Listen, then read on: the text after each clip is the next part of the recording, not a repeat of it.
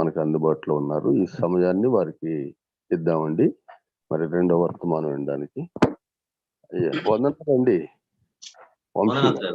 వందనాలండి. ప్రార్థన చేసుకుందామండి. ప్రేమగల తండ్రి, కృపగల దేవ, జీవం గల ఆయన, పరిశుద్ధుడైన మహా గొప్ప దేవ,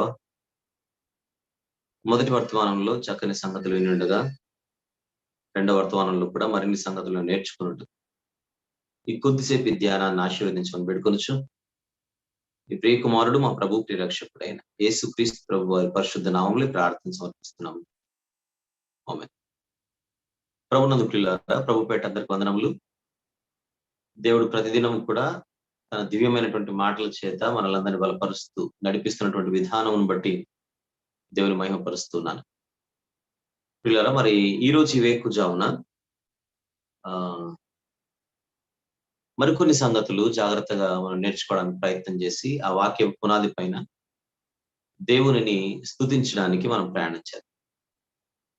నిన్నటి వేకుజామున నేను ఒక వ్యక్తి గురించి నేను మాట్లాడడం జరిగింది. ఆయన యోబు గ్రంథంలో ఎలీహు అనేటువంటి పేరు మీద కనబడుతున్నటువంటి వ్యక్తి. ఆయన గురించి ఒక ప్రత్యేకమైనటువంటి సమాచారాన్ని ఈరోజు ఇవ్వడం నా బాధ్యతని భావించి మీ ముందు కొన్ని విషయాలు ప్రస్తావించబోతున్నా. ఎలీహు అనేటువంటి వ్యక్తి గురించి నిన్న దినాన ఒక విషయాన్ని నేను పంచుకొని దీనిని రేపు వేకుజామున కొనసాగిస్తానని చెప్పి ముగించాను. కారణం, మనకు వేకుజామున ఈ ప్రార్థన కార్యక్రమంలో మనం ఎక్కువగా ప్రార్థించడానికి, దేవుని స్తుతించడానికి సమయాన్ని కేటాయించాలనేటువంటి కాన్సెప్ట్ ఉంది కనుక ఒక పావు గంట 20 నిమిషాల కంటే ఎక్కువ తీసుకోకుండా ప్రతిదినం కూడా దీన్ని జాగ్రత్తగా మెయింటైన్ చేయాలనే ఉద్దేశంతో కొన్ని సందర్భాల్లో కొన్ని విషయాలు కట్ చేసి మరుసటి దినానికి నేను వాయిదా వేసుకొని ముందుకెళ్తున్నాను. అయితే ఎలీహు అనేటువంటి ఈ మనిషి గురించి, యోబు గ్రంథంలో కనిపించేటువంటి వ్యక్తి గురించి కంప్లీట్ గా మాట్లాడుకోవడానికి మనకు సమయం నిన్న సరిపోలేదు కనుక సగంలో నేను కట్ చేయాల్సి వచ్చింది. దాన్ని కొనసాగిద్దాం జాగ్రత్తగా. రేపటి దినాన మరలా మనము ఆది కాండము ఏదైతే మనం ధ్యానిస్తున్నామో దాన్ని కొనసాగిద్దాం. ఇది అర్ధాంతరంగా ముగించకూడదు. యోబు గ్రంథంలో కనబడేటువంటి యోబు గారు కాకుండా నలుగురు వ్యక్తులు ఎవరైతే ఉన్నారో, అంటే ఎలీహు గారి కంటే ముందున్నటువంటి ముగ్గురు స్నేహితులు, ఎలీఫజు, బిల్దదు, జోఫరు, వారు ముగ్గురు యోబు గారి స్నేహితులు. ఈ ముగ్గురు కాకుండా యోబు గ్రంథంలో సడన్ గా మనకు 32వ అధ్యాయంలో ప్రత్యక్షం అవుతాడు ఎలీహు అనేటువంటి వ్యక్తి. ఆయన గురించి ప్రపంచ క్రైస్తవ్యంలో 2 రకాల అభిప్రాయాలు ఉన్నాయి. ఆ 2 రకాల అభిప్రాయాలలో నిన్నటి దినాన ఒక అభిప్రాయాన్ని మీ ముందు ఉంచే ప్రయత్నం చేశాను. అనగా యోబు గ్రంథం 38వ అధ్యాయం ఒకసారి మనం తీస్తే మనకు కొన్ని విషయాలు అర్థమవుతాయి. యోబు గ్రంథము 38వ అధ్యాయం 2వ వచనము ఒకసారి చూద్దాం. మొదటి నుంచి 2 వచనము.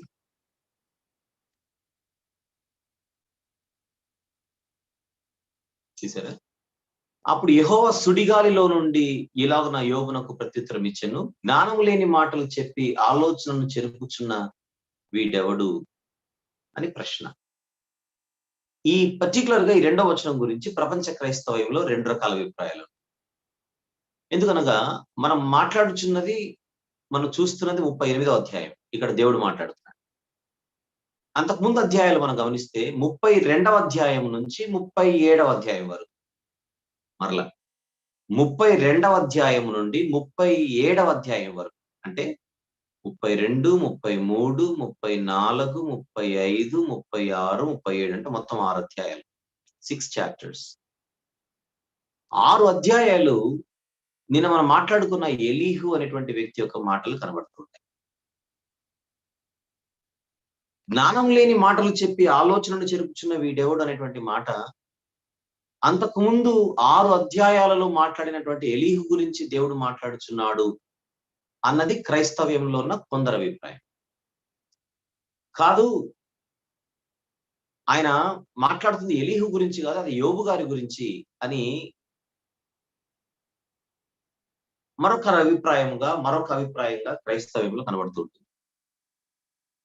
అలాంటప్పుడు ఇది ఎవరి గురించిన సందర్భం, ఇది ఎవరి గురించి మాట్లాడుతున్నారు దేవుడు అని చూస్తే, నిన్నటి దినాన మనం మన పొరుగు వారి జోలికి వెళ్తే దేవుడు ఎంత సీరియస్ అవుతాడో చూద్దాం రండి అని ఈ 2వ వచనం 38వ అధ్యాయం ఏదైతే ఉన్నదో అది ఎలీహు గారి గురించి అని చెప్పేటువంటి ఒక అభిప్రాయం ఏదైతే క్రైస్తవ్యంలో ఉందో దాన్ని తీసుకొని మీ ముందు ప్రస్తావించి, ఒకవేళ ఎలీహు గురించి అని అనుకుంటే కాసేపు అంతకుముందు అధ్యాయాలలో చెప్పబడినటువంటి విషయాలు ఏవైతే ఉన్నాయో అందులో చెప్పబడినటువంటి సంగతులను తీసుకొని ఇక్కడ దేవుడు ఎలీహును కోట్ చేస్తూ మాట్లాడుతున్నాడు అని మనం అనుకుంటే అక్కడ ఒక పాఠం నేర్చుకునేటువంటి అవకాశం ఉంది. పొరుగువారి జోలికి వెళ్తే దేవుడు ఖచ్చితంగా సీరియస్ అవుతాడు అని. ఆ యాంగిల్ ని కాసేపు యాక్సెప్ట్ చేస్తే ఈ పర్టికులర్ పోర్షన్ ఎలీహు గారి గురించి అని అనుకుంటే ఇక్కడ ఒక పాఠం నేర్చుకోవచ్చు అనేది మనం నిన్న మాట్లాడుతున్నాం. ఈరోజు సెకండ్ యాంగిల్లో దీన్ని చూద్దాం. ఇది ఎలీహు గురించి కాదు ఏమాత్రం, ఇది యోబు గారి గురించే అని చెప్పే వర్షన్ ఏదైతే ఉందో దాన్ని కూడా ఈరోజు మనము జాగ్రత్తగా పరిగణించాల్సిన అవసరం ఉంది. ఇది మాట్లాడకుండా దీన్ని ఆపేస్తే మనము ఈ యొక్క పర్టికులర్ టాపిక్ కానీ లేకపోతే మనం లేవనెత్తినటువంటి విషయానికి న్యాయం చేసిన వాళ్ళం కాదు. అందుచేత ఈ రోజు దీన్ని మాట్లాడుకుని చక్కగా రేపటి దినాన ఆదికాండం కొనసాగిద్దాం. జాగ్రత్తగా యోబు గ్రంథాన్ని మనం పరిశీలించేటప్పుడు గమనించండి ప్రియులారా, మనకు యోబు గారి స్నేహితుల ప్రవేశం, అంటే ముగ్గురు స్నేహితుల గురించి మాట్లాడుతున్న ఎలీహు గారి గురించి కాదు. ఒకసారి యోబు గ్రంథపు ప్రారంభపు అధ్యాయంలోనికి మనం వెళ్తే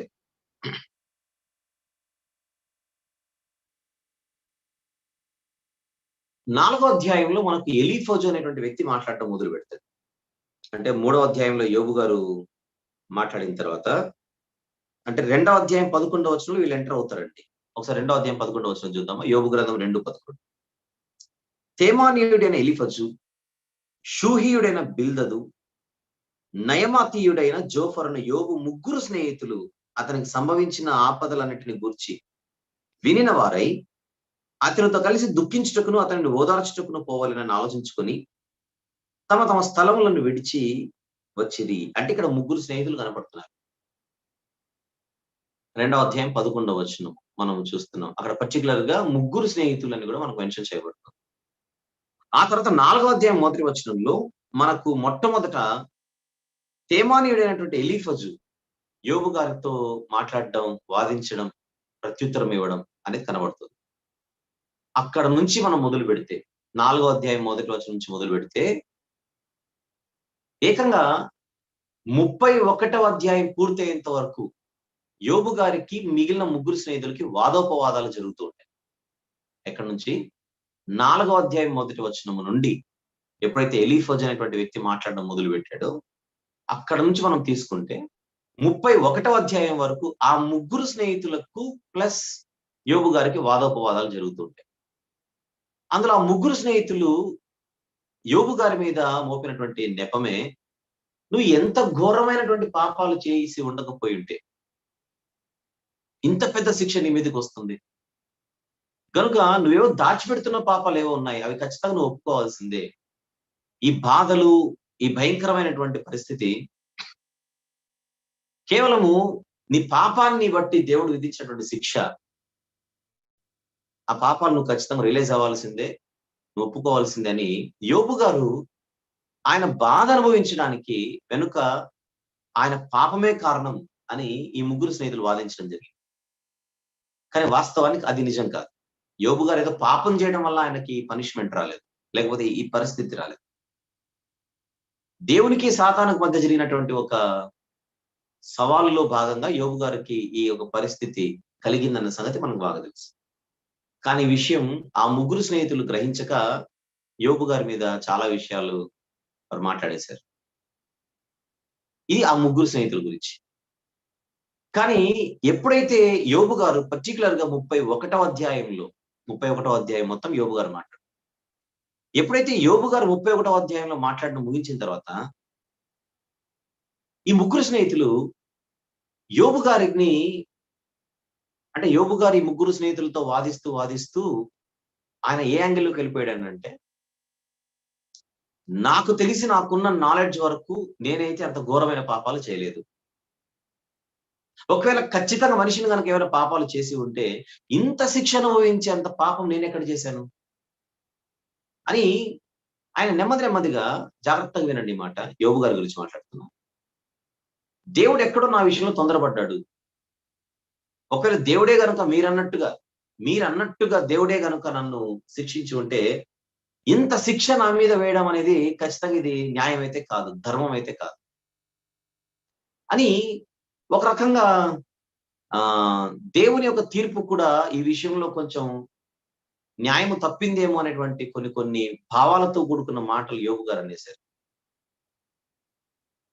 దానిని ఆ ముగ్గురు స్నేహితులు సరిగా డిఫెండ్ చేయలేకపోయారు.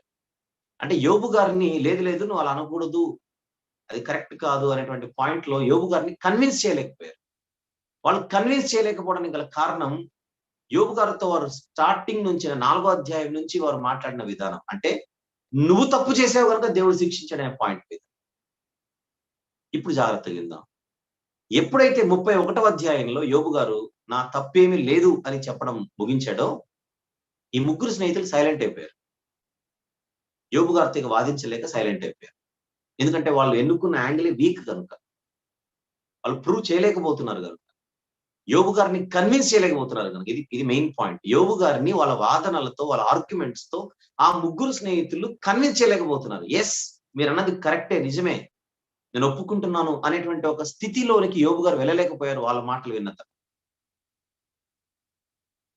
100% ఆయన పాపం చేయలేదు. కానీ ఈ వాదోపవాదాల్లో జాగ్రత్తగా విందాం. ఈ వాదోపవాదాల్లో యోబు గారు నా విషయంలో ఎక్కడో ఒకవేళ మీరన్నట్టుగా దేవుడే పనిష్ చేసింటే మాత్రం ఇది ఖచ్చితంగా నాకైతే న్యాయమైనటువంటి తీర్పు కాదు అని అవతల వారి మాటలను బట్టి యోబు గారు దేవునిని తనకు తెలియకుండానే ఆయన తీర్పును ఒకవేళ తీర్పు అని అనుకుంటే ఇది కరెక్ట్ కాదేమో అనేటువంటి మాటలు అనేసరికి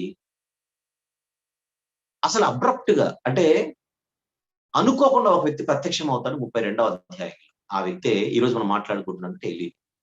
ఈ ఎలీహు అనేటువంటి వ్యక్తి మనకు అక్కడ 2వ అధ్యాయంలో కనపడడం లేదు, ముగ్గురు మాత్రమే కనపడుతున్నారు. ఈ వ్యక్తి 4వ వ్యక్తి. ఇక ఈ వ్యక్తి గురించి మనం ఆలోచిస్తే ఈ వ్యక్తి యవనస్తుడిగా కనబడుతున్నాడు. ఎలీహు గారి గురించి మాట్లాడుతున్నాడు.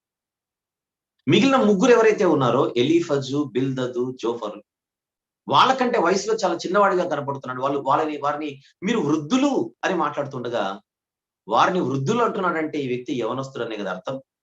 నేను మీకంటే చిన్నవాడునని మాట్లాడుతున్నాడు. కానీ ఈయన మాత్రం అంతవరకు చాలా ఓపిగ్గా, అంటే బహుశా అక్కడే ఉన్నాడు, వాళ్ళ మాటలన్నీ విన్నాడు అని మనం అర్థం చేసుకోవచ్చు. కానీ ఒక్కసారిగా యోబు గ్రంథంలో 32వ అధ్యాయంలో అవుట్ ఆఫ్ నోవేర్ వచ్చినట్టుగా మన కంటికి కనబడుతుంది. సడన్ గా ప్రత్యక్షం అవుతాడు ఎలీహు అనేటువంటి వ్యక్తి. అలా 32వ అధ్యాయంలో అక్కడ నుంచి తన ఆర్గ్యుమెంట్ ని ప్లేస్ చేయడం మొదలు పెడతాడు ఎలీహు అనేటువంటి వ్యక్తి. ఆ ప్లేస్ చేయడంలో ఆయన చాలా న్యూట్రల్ గా కనపడతాడు. న్యూట్రల్ గా అంటే ఒకవైపు ఈ ముగ్గురిని సమర్థించకుండా, ముగ్గురు స్నేహితులు ఎవరైతే ఉన్నారో మీరు అనేది కరెక్టే అని వారిని సమర్థించకుండా, మరొకవైపు యోబు గారి మాటలన్నిటినీ కూడా అంగీకరించకుండా బ్యాలెన్స్డ్ గా, నేను నీ పార్టీ కాదు లేదా మీ పార్టీ కాదు, ఒకరి పక్షాన మాట్లాడేవాడిని కాదు, మనుషుల ముఖాన్ని బట్టి నేను మాట్లాడే వ్యక్తి కాదు అని అక్కడ నుంచి ఈ యవనస్తులు మాట్లాడడం మొదలు పెడితే, మరి యోబు గ్రంథాన్ని మీరు జాగ్రత్తగా పరిశీలిస్తే ఒక ఆశ్చర్యకరమైనటువంటి సంగతి బయటపడుతుంది. ఒకవేళ మేము అంతగా చదవలేదని మీరు అనుకుంటే ఒక విషయం చెప్పమంటారా? ఆ ముగ్గురు స్నేహితులతో వాదించిన యోబు గారు ఎలీహుతో వాదించలేకపోయాడు. 32వ అధ్యాయం నుంచి మొదలుపెట్టి 37వ అధ్యాయం వరకు నాన్ స్టాప్ గా మాట్లాడతాడు ఆయన. నేను మాట్లాడుతున్నా ఎలీహు గారు. మధ్యలో యోబు గారిని సవాల్ కూడా చేస్తాడు. నువ్వు ఏదైనా చెప్పాలంటే చెప్పు, నేను మాట్లాడుతున్న మాటలు తప్పని నువ్వు నిరూపించాలనుకుంటే నిరూపించు అని కూడా యోబు గారికి ఛాన్స్ ఇస్తాడు. కానీ యోబు గారు సైలెంట్ అయిపోతాడు. అంటే ఆ ముగ్గురు స్నేహితులు చెయ్యలేనిది ఎలీహు గారు చేశారు. కారణం, ఈయన ఎన్నుకున్న యాంగిల్ న్యాయమైంది, ఈయన ఎన్నుకున్నటువంటి కోణం ధర్మమైంది. ఈయన నువ్వేదో తప్పు చేసావు కనుక నీకు పనిష్మెంట్ వచ్చిందని అనట్లా. మీరు తర్వాత ఇంటికి వెళ్ళి అదే మీరు ఇంట్లోనే ఉన్నారులేండి, తర్వాత మీకు టైం దొరికినప్పుడు 6 అధ్యాయాలు చదివేసాడు. 32, 33, 34, 35, 36, 37 చదివితే ఈ వ్యక్తి మాట్లాడుతున్నటువంటి థియాలజీ, ఎలీహు మాట్లాడుతున్నటువంటి సబ్జెక్ట్ ఎదురుగున్న యోబు గారిని కూడా నోరు మూయించేసి, ప్రస్తుతానికి కొన్ని అర్థం కావడానికి నేను కొన్ని చూపిస్తాను, చూద్దాం కూడా. మరి ఏంటి ఆ ముగ్గురు ఎన్నుకున్నటువంటి యాంగిల్ ఏంటి, ఎలీహు గారు ఎన్నుకున్నటువంటి యాంగిల్ ఏంటి అని అడిగితే వెరీ సింపుల్. మీకు అర్థం కావడానికి ఒక క్లూ ఇస్తాను.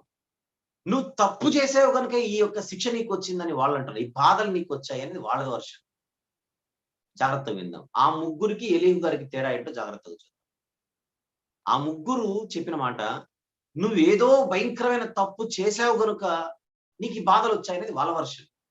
ఎలీహు గారిది, నువ్వేదో తప్పు చేసావు కనుక ఈ బాధలు వచ్చాయని అనట్లేదు, కానీ బాధలు వచ్చిన తర్వాత మాత్రం తప్పు చేసావు. బాధలు వచ్చిన తర్వాత మాత్రం నువ్వు ఒక్క విషయంలో ప్రత్యేకించి నీవు నీవు దేవుని తీర్పుని, లేకపోతే దేవుడు నీకు ఇచ్చిన ఈ స్థితిని బట్టి దేవుని తప్పు పట్టాలన్న ప్రయత్నం చేస్తున్నావు, అది తప్పు అని వాదించడం మొదలు పెట్టారు ఎలీహు గారు. ఆ యాంగిల్ ని యోబు గారు డిఫెండ్ చేసుకోవడానికి ఎప్పుడు ప్రయత్నం చేయలేదు, కానీ మరొక విషయం, తన తప్పు తాను రియలైజ్ అవుతున్నట్టుగా కూడా యోబు గారు కనబడతారు. అవన్నీ జాగ్రత్తగా ఆలోచిద్దాం. ఒకసారి ఒక వచనాన్ని తీసి చూద్దాం. 32వ అధ్యాయం దయచేసి యోబు గ్రంథం 32వ అధ్యాయం మొదటి వచనం నుంచి చూద్దాం. యోబు తన దృష్టి యందు తాను నీతిమంతుడై ఉన్నాడని ఆ ముగ్గురు మనుషులు తెలుసుకొని అతనికి ప్రత్యుత్తరం చెప్పుడు చాలించి సైలెంట్ అయిపోయారు. అప్పుడు సడన్ గా ఈ వ్యక్తి కనపడుతున్నాడు. రాము వంశస్థుడును, బూజీయుడును, బరకెయేలు కుమారుడు నగు ఎలీహు. ఇంత పరిచయం ఆ ముగ్గురికి లేదండోయ్. ఆ ముగ్గురు స్నేహితులకి ఇంత డీటెయిల్డ్ పరిచయం లేదు.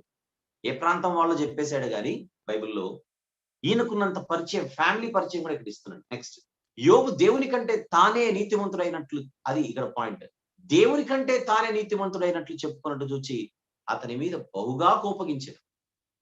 కిందికి వెళ్దాం. 3వ వచనం. మరి యోబు యొక్క ముగ్గురు స్నేహితులు ప్రత్యుత్తరం ఏమీ చెప్పక ఏ యోబు మీద దోషము మోపినందుకు, చూసారు అక్కడ, అంటే వాళ్ళ వర్షన్ కన్విన్సింగ్ లేదన్న సంగతి ఎలీహు గారు కూడా గమనించారు. ప్రత్యుత్తరం ఏమీ చెప్పకయే అంటే యోబు గారు ప్రశ్నలు అడుగుతుంటే అంతకుముందు అధ్యాయాలలో యోబు గారు అడిగిన ప్రశ్నలకు వాళ్ళ ఆన్సర్ చెప్పకుండా యోబు మీద దోషం మోపినందుకు వారి మీద కూడా అతడు బహుగా కోపగించారంటే ఈయన యాంగిల్ ఎలా ఉంది, ఒక నీతివంతుడిగా, ఒక న్యాయవంతుడిగా, ఇటువైపు మాట్లాడకుండా అటువైపు మాట్లాడకుండా ఇద్దరి మీద ఈక్వల్ గా ఆయన మాట్లాడడం ఇక్కడ మనం గమనిస్తున్నాం. 4వ వచనం. వారు ఎలీహు కన్నా ఎక్కువ వయస్సు గలవారు గనుక అతడు యోబుతో మాట్లాడవాలని కనిపెట్టి ఉండేను. అంటే ఇతను టైం కొరకు వెయిట్ చేశాడనంటే ఇతనిలో ఉన్న సంస్కారం ఒకసారి చూడండి. వాళ్ళు నాకంటే వయసులో పెద్దవారు, వారు మాట్లాడేటప్పుడు వారి మాటకు నేను అడ్డు రాకూడదు, నాకు ఎప్పుడు టైం వస్తుందో అప్పుడే నేను మాట్లాడాలి. వాళ్ళ మాటలు ఒకవేళ న్యాయంగా లేకున్నా కూడా ఎలీహు గారిలో ఉన్నటువంటి సంస్కారాన్ని ఒకసారి ఇక్కడున్న యవనస్తులందరూ కూడా గమనించాలి. బహుశా ఇప్పుడు ఆన్ ద స్పాట్ ఇప్పుడు వింటున్నటువంటి వాళ్ళు కాకపోయినా భవిష్యత్తులో కూడా ఎవరో ఒకరు వింటారు కనుక ఇదంతా మనకు లైవ్ లో ఉంటుంది కనుక పెద్దవారికి ఎంత చక్కని మర్యాద ఇవ్వాలో ఇక్కడ ఎలీహు గారిని చూస్తే మనకు అర్థమవుతుంది. అయితే ఎలీహు 5వ వచనం. ఆ ముగ్గురు మనుషులు ప్రత్యుత్తరం ఏమీ ఇయ్యక పోవుట చూచినప్పుడు అతని కోపము రేగెను. ఆ ముగ్గురు మీద కూడా అక్కడ ప్రశ్నలు అడుగుతున్నాడు, మీరు ఆన్సర్ చెప్పకుండా బురద చల్లుతారేంటి? ఆయన అడుగుతున్న ప్రశ్నలు మీ దగ్గర ఆన్సర్ ఎక్కడుందని అడుగుతున్నాడు. అంటే ప్రశ్నలు అయితే వింటున్నారు కానీ ప్రశ్నలకు ఆన్సర్ చెప్పడం చేత కావట్లేదు ఆ ముగ్గురికి. కారణం అసలు వాళ్ళు ఎన్నుకున్న యాంగిల్ తప్పు కనుక. యోబు గారి విషయంలో పర్టికులర్ గా నేను మాట్లాడు. కావున బూజీయుడైన బరకేలు కుమారుడు ఎలీహు ఈలాగు మాట్లాడ సాగేది. నేను పిన్న వయసు గలవాడను. చూస్తున్నారా, మీరు బహువృద్ధులు, అంటే నేను యవనస్తులని చెబుతున్నాను ఇక్కడ. ఆ హేతువు చేత నేను భయపడి నా తాత్పర్యం మీకు తెలుపుటకు తెగింపలేదు. మీ వయసును బట్టి నేను ముందుకొచ్చి మాట్లాడకూడదు, వీళ్ళు మాట్లాడుతున్నారు కదా, పెద్దవాళ్ళు మాట్లాడుతున్నారు కదా. ఖచ్చితంగా యోబు గారు ఏ విషయంలో అయితే ఒకవేళ తను అర్థం చేసుకోలేకపోయాడో దాన్ని వీళ్ళు చెబుతారేమో అని ఎలీహు గారు ఆలోచించాడు. కానీ ఆయనకు అర్థమైపోయింది 7వ వచనంలో, వృద్ధాప్యము మాటలాడదగును, అధిక సంఖ్య గల ఏండ్లు జ్ఞానింప బోధింప తగునని నేను అనుకుంటుని, అలా అనుకున్నాను అని. కానీ ఇవన్నీ మీ మీ వర్షం విన్న తర్వాత I'm not satisfied, I'm not కంటెంటెడ్ with what you have placed అని చెప్పి ఇక అక్కడ నుంచి మొదలు పెడతాడు ఆయన. అలా మాట్లాడుతూ అక్కడ నుంచి ఇవన్నీ నేను ఇప్పుడు మొత్తం అధ్యాయాలు నేను చదివించలేను కనుక, ఈయన వర్షం ఏంటంటే యోబు గారి కళ్ళు తెరిపించే ఒక ప్రయత్నం చేస్తున్నాడు. యోబు గారిని తప్పు పెట్టి పంచాయతీలో నిలబెట్టాలన్న ప్రయత్నం కాదు. అదే ఆయన నెక్స్ట్ చాప్టర్ లో అదే అధ్యాయం ఒక 2 వచనాలు చూసి కిందికి వెళ్దాం. చివరి 2 వచనాలు చూపించగలరా? 21, 22. అదే అధ్యాయంలో 21, 22. మీరు దయచేసి వినుడి, నేను ఎవరి ఏడలను పక్షపాతినై ఉండను. మీ ముగ్గురు వైపుగానే లేదా ఆయన వైపుగా నేను ఉండను. నేను ఎవరికి ముఖస్థుతికై బిరుదులు పెట్టను. ముఖస్థుతి చేయటం నా చేత కాదు. అట్లు చేసిన ఎడల నన్ను సృజించిన వాడు నన్ను శీఘ్రముగా నిర్మూలము చేయనంటే చాలా న్యాయవంతుడిగా ఈయన కనబడుతున్నాడు. దయచేసి ఒక్కసారి వీటిని ఆలోచించుకుంటూ ముందుకెళ్తే పక్క అధ్యాయంలో 33వ అధ్యాయం 33rd చాప్టర్, అందులో కూడా 31 నుంచి చదువుకుంటూ కిందికి వద్దాం. 31 నుంచి.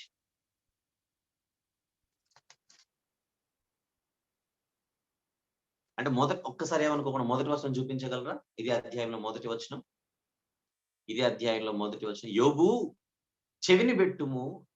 30 మొదటి వచనం. యోబు దయచేసి నా వాదం ఆలకించుము, నా మాటలన్నీ చెవిని పెట్టి. ఇప్పుడు నా ఆర్గ్యుమెంట్ స్టార్ట్ చేస్తాను, దయచేసి నువ్వు విను అని చెప్పి కింద 31వ వచనంకి వెళ్ళిపోతాం డైరెక్ట్. ఇప్పుడు రైట్ ఆయన ఆర్గ్యుమెంట్ లో 31. యోబు చెవిని పెట్టుము. చాలా మాటలు మాట్లాడేశాడు పైన. నా మాట ఆలకించుము, మౌనంగా నుండుము, నేను మాట్లాడేదను. చెప్పవలసిన మాట ఏదైనా నీకున్నాడలా. ఇంతవరకు నేను చెప్పే మాటలు విన్నావు కూడా కదా. ఒకవేళ నీకేమైనా చెప్పాలనుకుంటే నాతో ప్రత్యుత్తరము చెప్పుము, మాట్లాడు.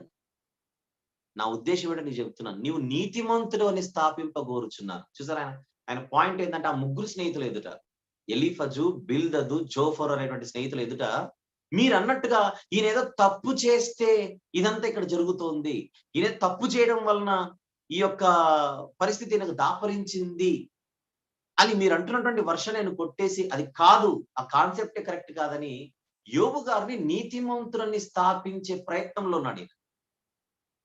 ఆ క్రమంలో యోబు గారు ఎక్కడెక్కడ తప్పులు చేశారో లేవనెత్తి మాట్లాడుతూ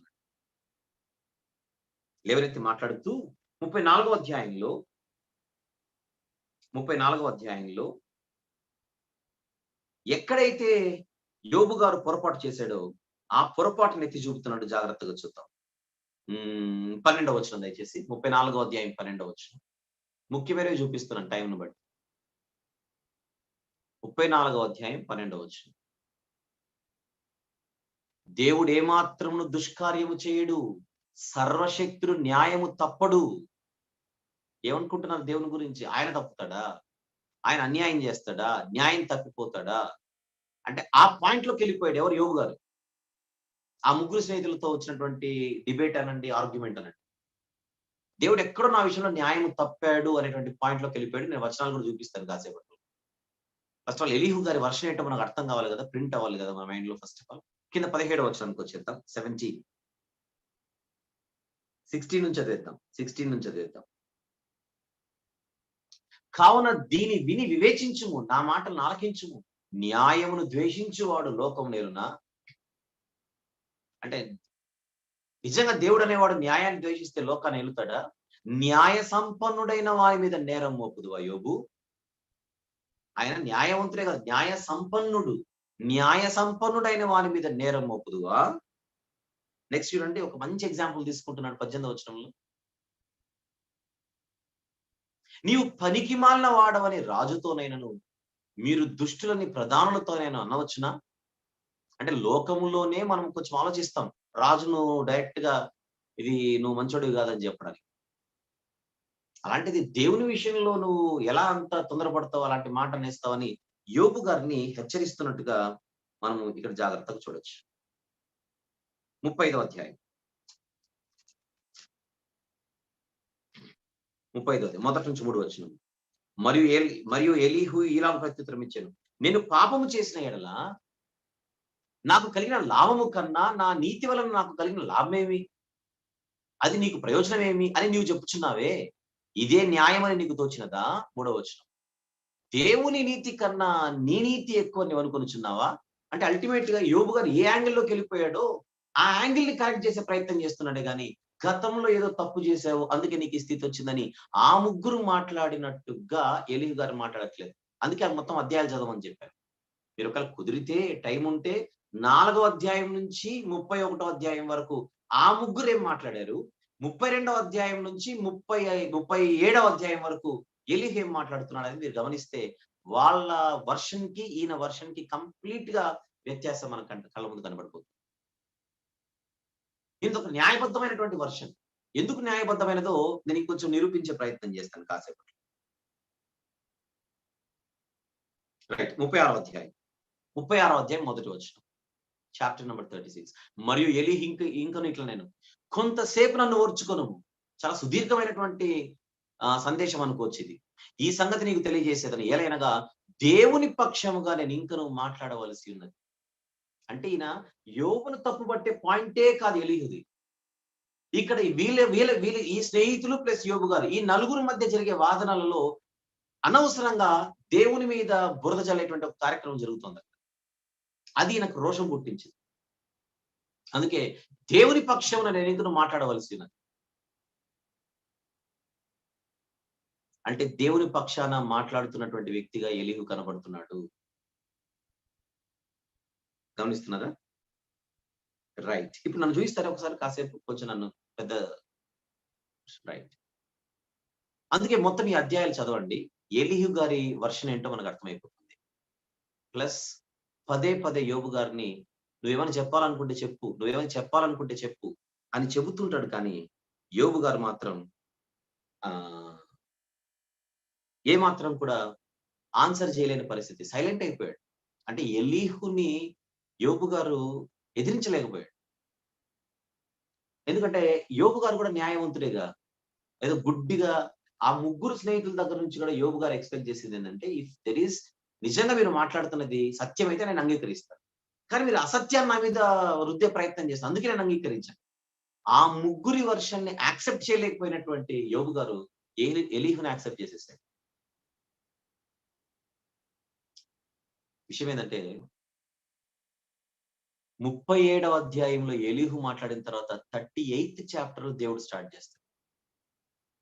అంటే దేవుడు మాట్లాడడానికంటే ముందుగా ఒక వ్యక్తి చేత దేవుడే మాట్లాడించాడు అని చెప్పగలిగేంత స్థితి ఎలీహు గారిది కనపడుతుంది.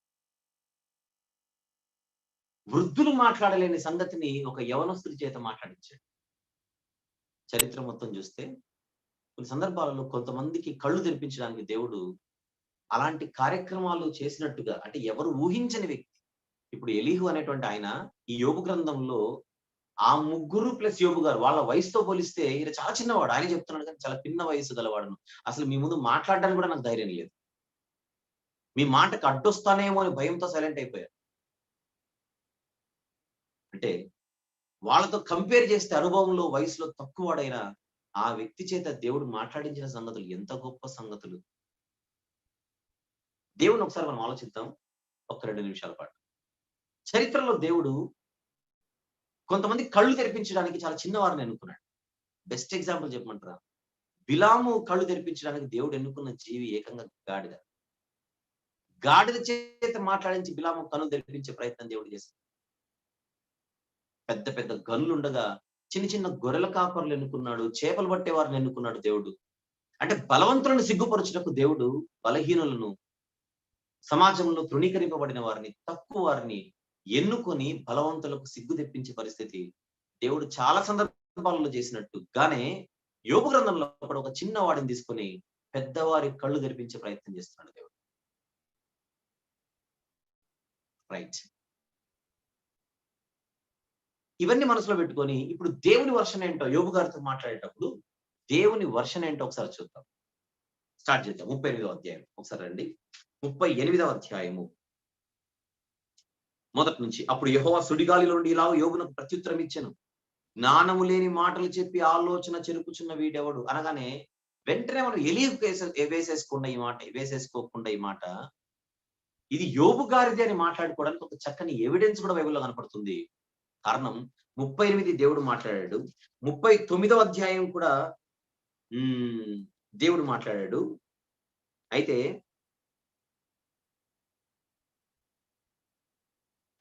39 అయిన తర్వాత 40వ అధ్యాయానికి వచ్చేసరికి 40వ అధ్యాయానికి వచ్చేసరికి యోబు గారు ఆన్సర్ చేసే ప్రయత్నం చేస్తున్నాడు. జాగ్రత్తగా చూద్దాం. మరియు యెహోవా యోబునకు ఇలాగు ప్రత్యుత్తరం ఇచ్చెను. అక్కడ చదువుకుంటూ వద్దాం మొదటి నుంచి.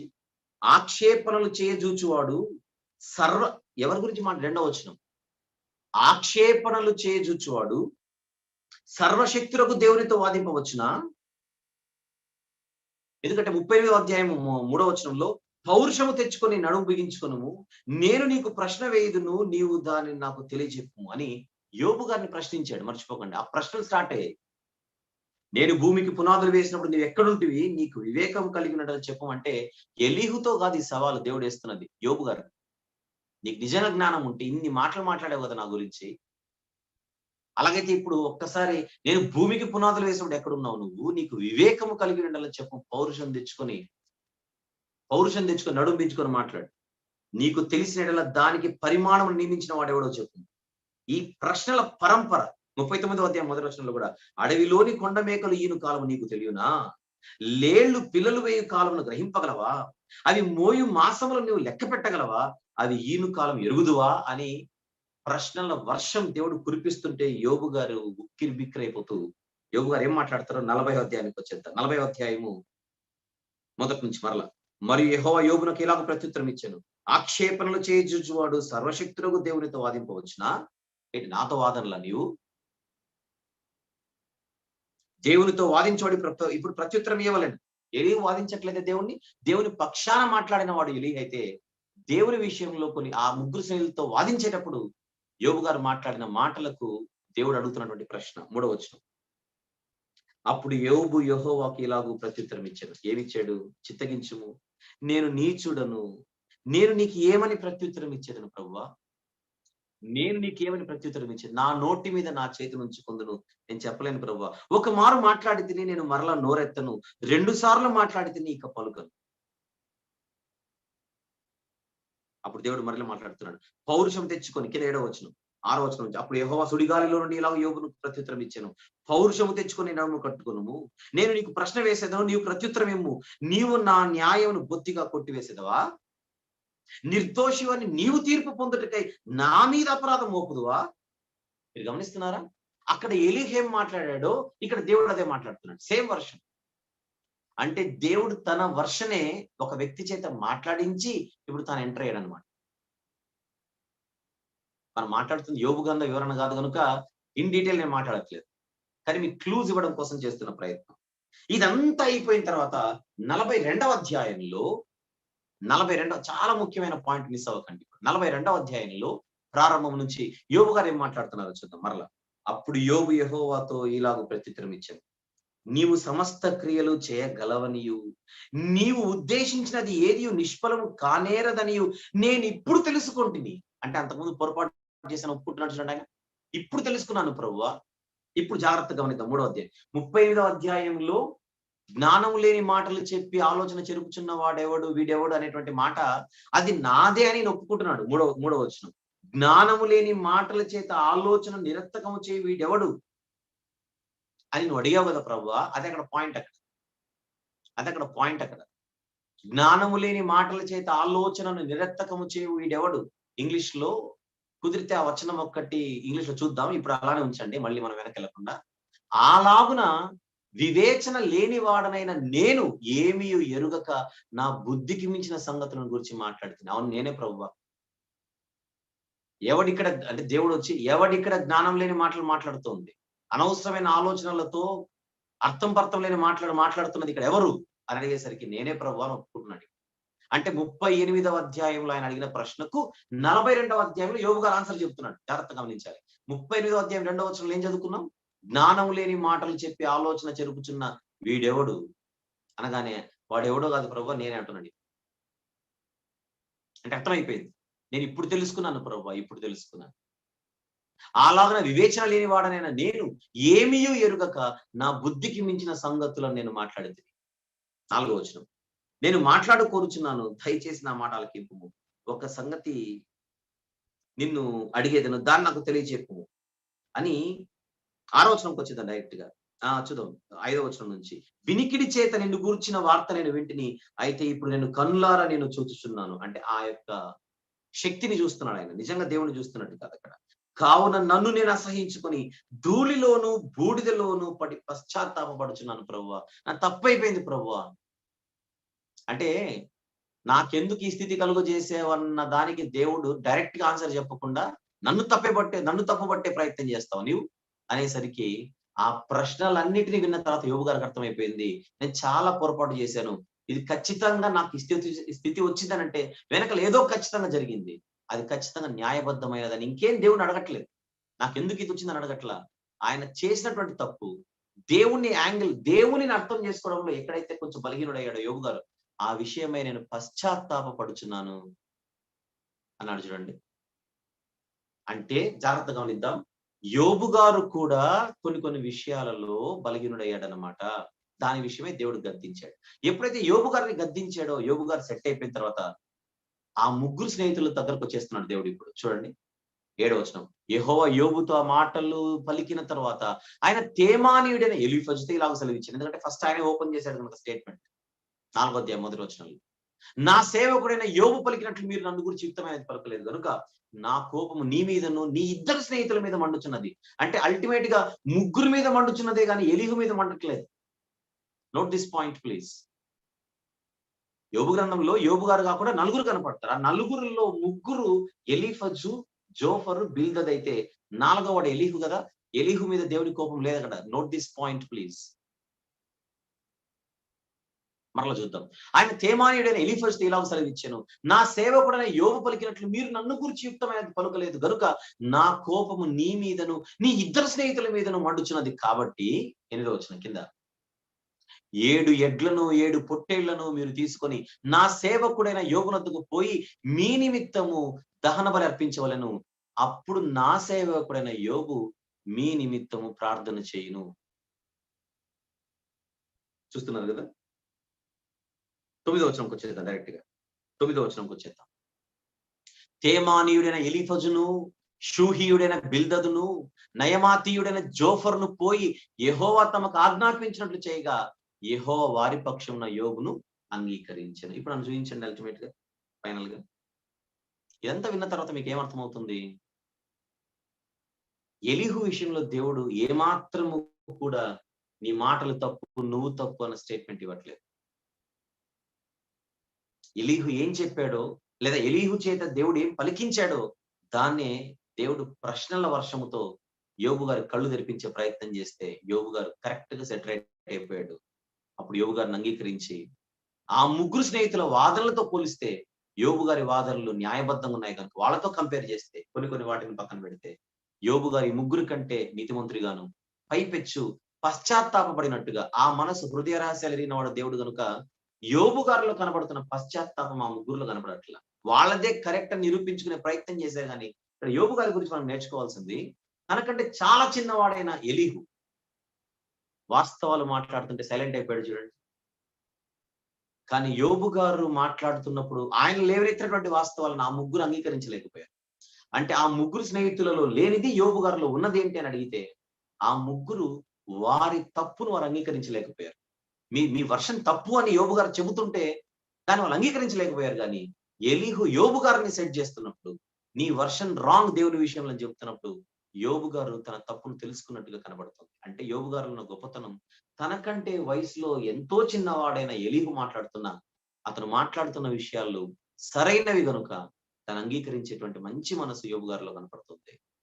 అది యోబు గారి పాయింట్ ఆఫ్ వ్యూలో అయితే, యోబు గారి విషయంలో అయితే తనకంటే పెద్దవారిని గౌరవించి, తనకంటే పెద్దవారికి మర్యాదనిచ్చి, వారి మాటలు పూర్తయ్యేంత వరకు వేచి చూసి తన సమయం వచ్చినప్పుడు మాట్లాడి వారికి మర్యాద ఇవ్వడమే కాదు, ఒక న్యాయబద్ధమైనటువంటి వాదన వినిపించాడు 6 అధ్యాయాలలో ఎలీహు గారు.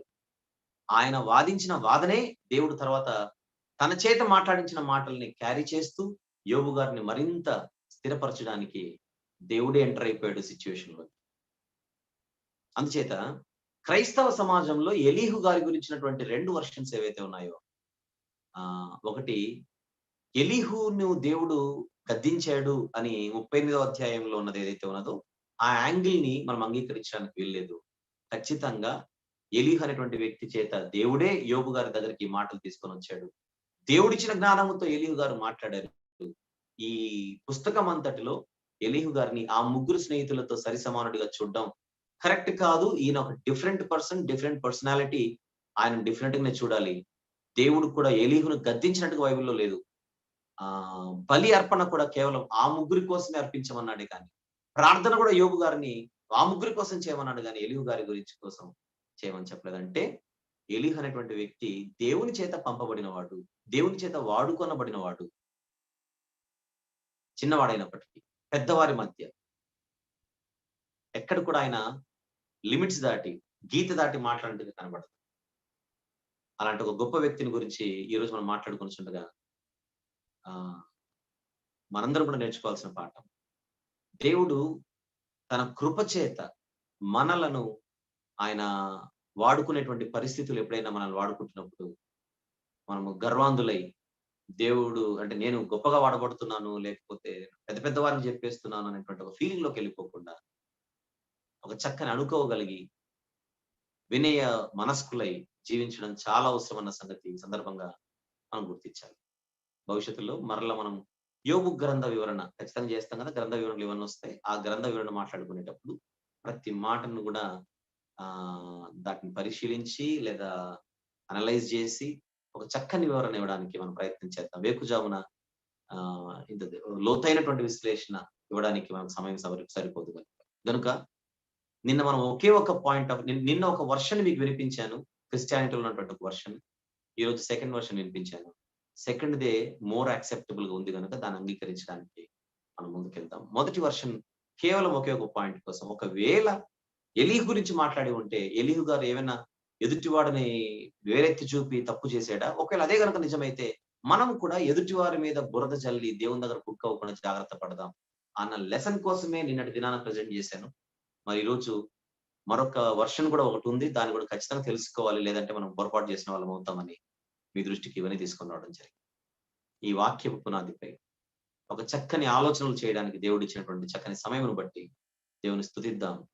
మర్చిపోకండి 2000 సంవత్సరాల క్రితం యేసుక్రీస్తు ప్రభు వారు కూడా దీనుడిగా కదా ఈ లోకంలో దాసుని స్వరూపము ధరించి లోక సంబంధంగా మనం ఆలోచిస్తే ఒక చిన్న గ్రామంలో పుట్టి పశువుల పాకలో పరుండ పెట్టబడిన వాడై తలవాల్చుకొనుటకైనను స్థలము లేని వాడై ఆయన ఎంత గొప్ప పరిచర్య ఈ భూమి మీద చేశాడు అని చెప్పాల్సిన అవసరం లేదు. ఆయన తండ్రి అయిన దేవుని చేత పంపబడిన వాడుగా మన కంటికి కనబడుతున్నాడు. మనందరి కళ్ళు తెరిపించడానికి యోబు గ్రంథంలో ఎలీహు గారు ఎలాగైతే అక్కడ ఉన్నటువంటి వారి కళ్ళు తెరిపించడానికి వాస్తవాలు మాట్లాడారో, యేసు ప్రభు కూడా సత్యం గురించి సాక్ష్యం ఇచ్చటకు నేను పుట్టి తిని అంటాడు కదా పిలాతుతో. సత్యము చెప్పి అనేక మంది కళ్ళు తెరిపించి ప్రపంచానికి ఆయన వెలుగుగా కనపడుతుండగా, ఆయన వెలుగులో మనం జీవించి చీకటి గల ప్రపంచంలో వెలుగు సంబంధులుగా జీవించి ఆయన రాకడ కోసం ఆయత్తపడతాం. ఆ రీతిగా దేవుడు మనల్ని గొప్పగా నడిపించినగా. అందరికి వందనాలు. చిన్న మాట ప్రార్థన చేసుకుంటాం. ప్రేమగల తండ్రి, కృపగల దేవ, జీవం గల ఆయన, పరిశుద్ధులైన మహా గొప్ప దేవ, ప్రతి వేకుజామున మీ మాటలు మాట్లాడుకున్నట్టుగా మీరు ఇస్తున్నటువంటి తరుణమును బట్టి స్తుతులు చెల్లిస్తున్నాం. యోబు గ్రంథంలో అనుకోకుండా ప్రత్యక్షమై అనేకమైనటువంటి విషయాలు తెలియజేసి తనకంటే ఎంతో పెద్దవాడైనటువంటి యోబు గారిని సైతం ఆలోచింపజేసి వాస్తవాలు ఆయన దృష్టికి తీసుకొని వచ్చి మీ పక్షాన వాదించినటువంటి ఎలీహు అనేటువంటి ఒక వ్యక్తి గురించి ఈ వేకుజామున మేము మాట్లాడుకోగలిగే ఉన్నాయి. ఆయనకున్నటువంటి సంస్కారం, ఆయనకున్నటువంటి సభ్యత, మర్యాద ఇవన్నీ కూడా మేము గమనించాం ఉన్నటువంటి తక్కువ సమయంలో. కానీ కేవలము చూసి ధ్యానించిన వారు మాత్రమే కాకుండా అంటే అలాంటి వారి జీవితాల నుంచి మేము నేర్చుకునేటువంటి పాఠాలను విస్మరించకుండా మాటల ప్రకారంగా జీవించడానికి సహాయం చేయండి. మరొకసారి తండ్రి, అద్భుతమైనటువంటి మాటలను బట్టి, అమోఘమైనటువంటి మీరు వ్రాయించినటువంటి జ్ఞానమంతటిని బట్టి మిమ్మల్ని మాత్రమే మహిమపరుస్తుంది. ఈ యొక్క జూమ్ యాప్ లోను అలాగే లైవ్ లోను పాల్గొంటున్నటువంటి ప్రియులైన మీ పిల్లలందరినీ బట్టి మిమ్మల్ని మహిమపరుస్తుంది. ప్రతి ఒక్కరి ఆసక్తిని ఆశీర్వదించి వారికి రావాల్సిన ఈవులు అనుగ్రహించు. యేసు స్వామి వారి పరిశుద్ధ నామములో ప్రార్థన సమర్పిస్తున్నాం. ఆమేన్. Thank you very much. Over to దావీద్ గారు. వందనాలు.